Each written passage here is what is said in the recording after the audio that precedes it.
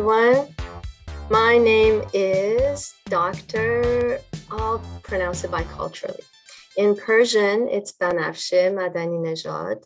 And anglicized, it's Banafsheh. I had to think about that. It's Banafsheh Madaninejad. And my pronouns are she and her. I want to ask that in case, here's a weird thing. That in case we ever meet face to face, and I'm bringing this up because I just started working with a new organization and this is coming up. So if we ever meet face to face, that you not feel anxious or bad about not getting my name right. Nobody really talks about this anxiety. I have it with East Asian names, for instance.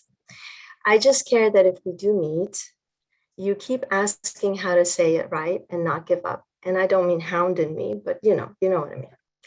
This might be the most important thing I want to share with you today. It's on my mind, y'all. That you try again to utter I'll just be first person, my Muslim name.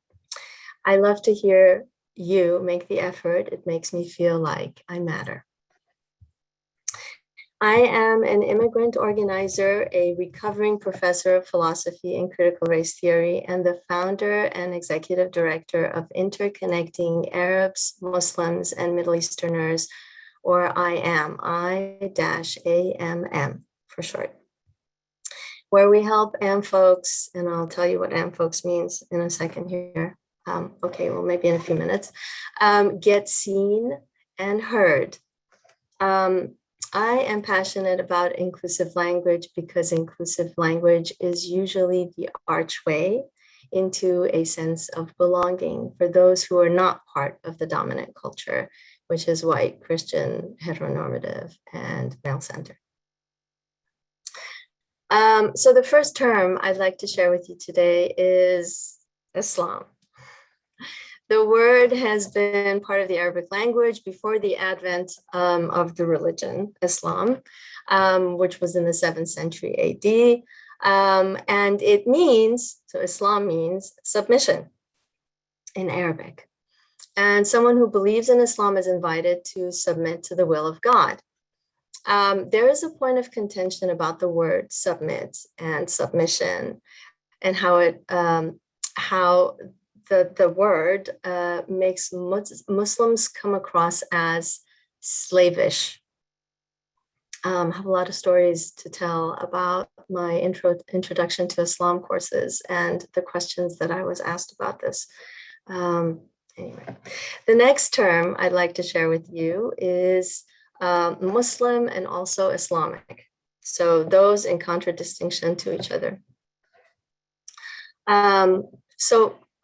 Just a point for pronunciation, the first part of Muslim, mus is like mustalid. It's not muz, it's mus. So Muslim is someone who believes in Islam. Again, Islam, it's like a bliss. The first part of it, Islam is bliss. So someone who believes in Islam or is born into Islam is called a Muslim. We use Muslim in relation to humans. It's the equivalent of Christian in Christianity, right? The religion is Christianity, the believer is Christian, the religion is Islam, the believer is Muslim. Y'all might think this is fundamental, but I cannot tell you how many times this is, people get confused. Here's an important point, though. When we say Christian in the US, we more than likely mean born again Christian, right? Muslims live on a spectrum. Some are practicing, some are only culturally Muslim. They might even be atheists. In the US, a good way to think about this is to think of, we have a term culturally Jewish. We can also have a term culturally Muslim. And the rest of these folks are on a spectrum, right? But here's the second thing that I want you to take away today, and that is that I believe Muslim in the US is first and foremost a cultural and a racialized identity. It is not about religion. So let's talk about the use of the word Islamic. So we had Muslim, then we had Islamic, right? If Muslim refers to people, right, who are followers of Islam, Islamic are things that have to do with Islam. For instance, Islamic architecture, Islamic print, Islamic textiles, tiles, Islamic texts, Islamic art, artifacts. All right, so we do not have an Islamic people. That's just Muslims. And we do not have an Islamic religion. That's just Islam. All right, so the next term I want to share with you. Now it's getting interesting, right? That was sort of foundational. The next term is Islamicate, right? So this is an immensely useful term. It was coined in the mid-20th century by a white guy, pretty brilliant guy, scholar, Marshall Hodgson.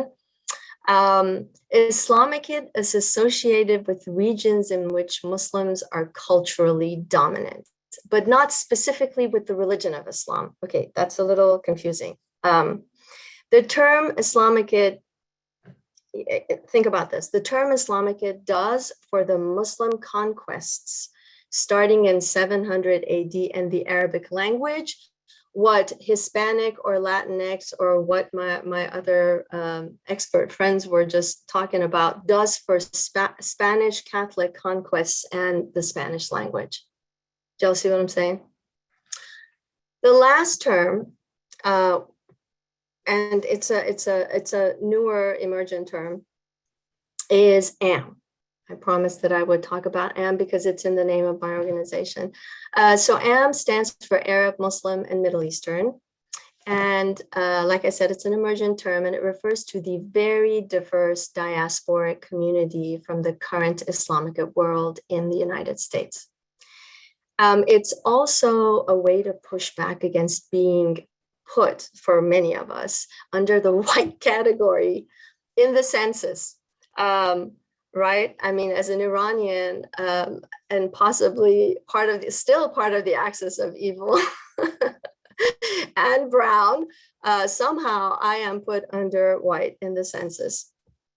So just as who qualifies as am, some weird, there's some weird categorization. So a Hindu, there's a friend of mine who's a Hindu whose family hails from Malaysia. Malaysia is a Muslim majority country. He considers himself right, Arab, Muslim, Middle Eastern, part of this sort of identity block, emerging identity block in the US, even though he's not Muslim, he's Hindu, right? So we can say the same thing about Christians and Jewish Arabs, Zoroastrian Iranians, white convert Muslims, obviously Black Muslims in the United States. So Am American does the work that Black American or Latinx American does for this very diverse population. In conclusion, I want to say that incorporating these words in our language makes me, I'll just speak about myself, feel, y'all don't laugh, but it makes me feel more loved. It makes me feel like I am seen for who I am and accepted, not in spite of my difference, which is what is meant by tolerance, right? In spite of, but because of it. Thank you.